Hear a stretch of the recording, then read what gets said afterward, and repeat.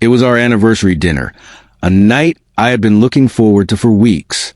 I had envisioned it as a celebration of our love, a moment to reflect on the years we had spent together and the future we were building. The restaurant was dimly lit, with soft candlelight flickering between us, casting a warm glow on Eliza's face. She looked beautiful, as she always did. But there was something different in her expression, a mix of excitement and nervousness that I couldn't quite place. As we sat across from each other, she reached for my hands, her fingers trembling slightly.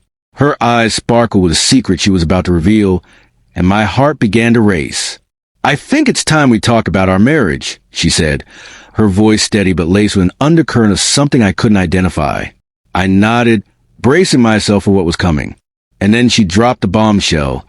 She wanted us to enter into an open marriage. My stomach churned as she introduced Drew, her co-worker, who sat beside her with an odd familiarity, smiling at me as if we were old friends. I felt like the ground had been ripped out from under me. In the weeks that followed, I struggled to process what had happened.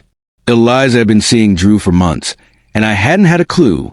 The revelation hit me like a ton of bricks when I stumbled upon incriminating texts and images on her phone one evening while she was in the shower. I hadn't meant to invade her privacy, but something in her behavior had felt off, and I couldn't ignore the nagging feeling that something was wrong. As I scrolled through the messages, each one felt like a dagger to my heart. They were filled with affection, with plans for the future, with words that should have been reserved for me. The depth of her betrayal was staggering, and the intimacy she had shared with Drew shattered the foundation of our marriage. I had always believed we were solid, that our love was unshakable, but in that moment, everything I thought I knew crumbled beneath my feet. I felt a surge of panic, a need to protect myself from the fallout of her infidelity.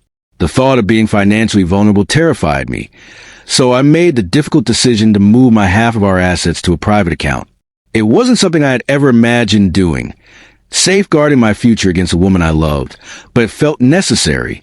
I couldn't shake the feeling that I was now at war, and the stakes were too high to leave anything to chance. I knew I needed legal guidance, so I quickly retained a divorce attorney. Gathering evidence of Eliza's infidelity became my priority. I compiled screenshots of her texts, each one a painful reminder of the manipulation and deceit that had infiltrated our relationship. With each piece of evidence I collected, I felt a mix of empowerment and sorrow. It was a strange duality, knowing I was protecting myself while also mourning the loss of the love and trust one had always believed we shared. As the weeks rolled on, Eliza's family learned her actions. Their disapproval was palpable, and it contrasted sharply with her claims that I was the abusive one in our marriage. Hearing their condemnation of her behavior brought me a sense of relief. It validated my feelings and showed me that I wasn't a villain in this story.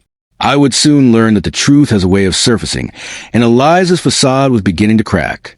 Friends began to distance themselves from her, and at work, scrutiny mounted.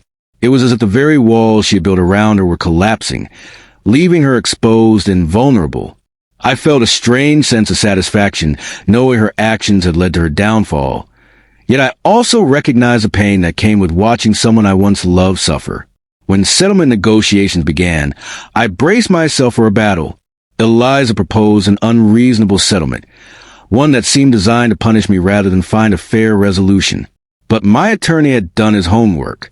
He discovered Drew's connection to a senior partner at her firm, and armed with this information, we countered with a much more advantageous offer that included a confidentiality clause, ensuring my dignity would be preserved. The tables had turned, and I felt a flicker of hope that perhaps I could reclaim some control over my life. Finally, the day came for us to meet one last time. Sitting across from her, I noticed a change in her demeanor. There was regret etched across her face. She spoke of her remorse, of wishing things had been different. But as I listened, I realized I had moved on emotionally. The weight of her betrayal had transformed me. I was ready to finalize a divorce, to close this chapter of my life and step into a new beginning. 6 months later, the divorce was finalized. It felt surreal to hold that document in my hands, a symbol of both an ending and a new start. I reflected on the lessons I had learned throughout this painful journey.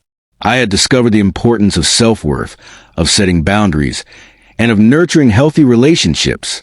I had learned that love, no matter how strong it seems, can be fragile, and that trust once broken is not easily repaired.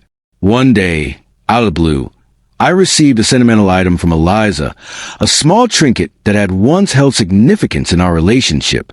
It was a gesture of closure, an acknowledgement of the past we had shared. As I held it, I felt a wave of emotions, sadness, anger, nostalgia, but I also felt a sense of peace. I was ready to rebuild my life, to focus on myself and embrace the future. I had learned the hard way that respecting oneself is paramount in love and life, and with that knowledge, I stepped forward, ready to embrace whatever came next.